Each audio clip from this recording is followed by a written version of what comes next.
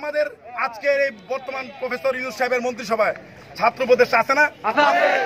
এই কমিশনের যারা শ্রদ্ধেয় সদস্য বর্তমানে, তারা 5ই আগস্ট আগে কি কমিশনে ছিলেন? না, তারা ছিলেন অবসরোত্তর জীবনে। তারা তো আসছেন আমাদের বিপ্লবের ফসল। এসে তারা যদি এখনো মনে করে যে সেই আগের স্টাইলে পিএসসি চলবে, তাদের কোনো জবাব দিতে থাকবে না।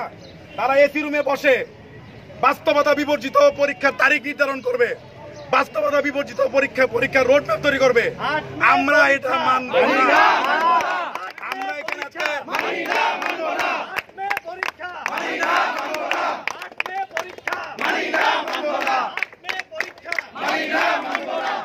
এখন আমাদের কথা হলো, এখানে আমাদের গণমাধ্যমের ভাইরা আছেন, সুনির্দিষ্ট করে বলেন।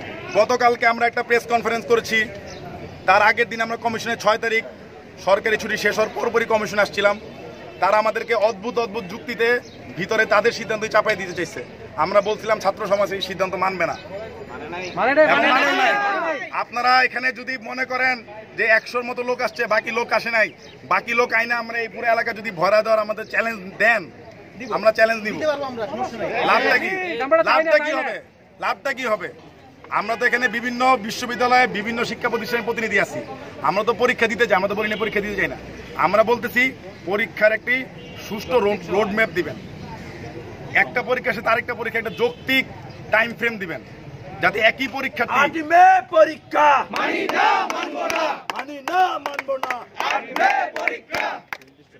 আমাদের সুনির্দিষ্ট দাবি হলো যে 4টা বিসিএস এ যে জট অলরেডি লেগে গেছে, সেটাতে বর্তমান কমিশনের কিন্তু কোনো দায় নাই। তারা 5 তারিখের পরে দায়িত্ব গ্রহণ করছে এবং কমিশনের বিজ্ঞ সদস্যরা যথেষ্ট আন্তরিক যে তারা পরীক্ষাগুলো জটগুলো শেষ করবে। কিন্তু এই আন্তরিকতার মধ্যে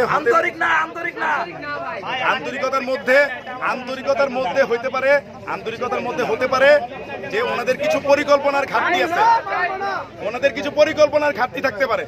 সেই পরিকল্পনার ঘাটতিটা তো ওনারা একটা ডেট দিচ্ছেন, ডেট দেওয়ার পরেই বুঝতেছেন আমাদের রেসপন্সে যে ওনাদের পরিকল্পনার ঘাটতি আছে এবং ওনাদের পরিকল্পনার ঘাটতির কারণেই এই 8ই মে লিখিত পরীক্ষা নিয়ে শিক্ষার্থীদের মধ্যে ক্ষোভ তৈরি হয়েছে।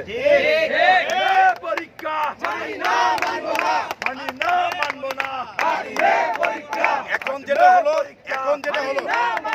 যেটা হলো আমাদের বাংলাদেশের যদি আমরা বড় বড় কিছু পাবলিক পরীক্ষার কথা বলি, উদাহরণস্বরূপ এইচএসসি এবং এইচএসসি পরীক্ষা রুটিন দেওয়া হয় মিনিমাম 3 মাস আগে বা 4 মাস আগে।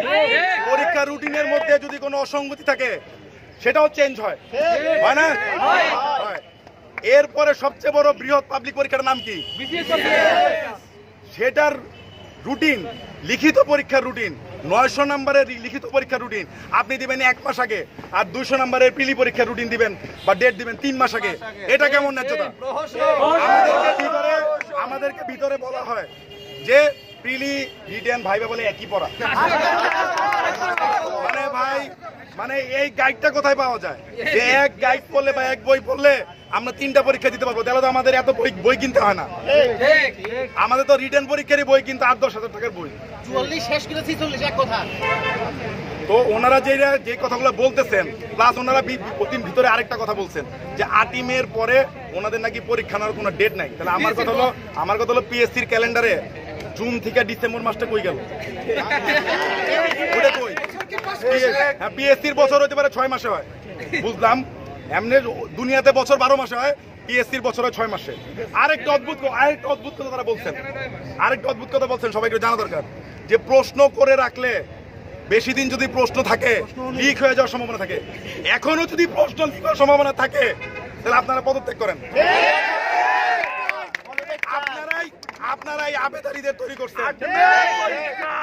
এখনো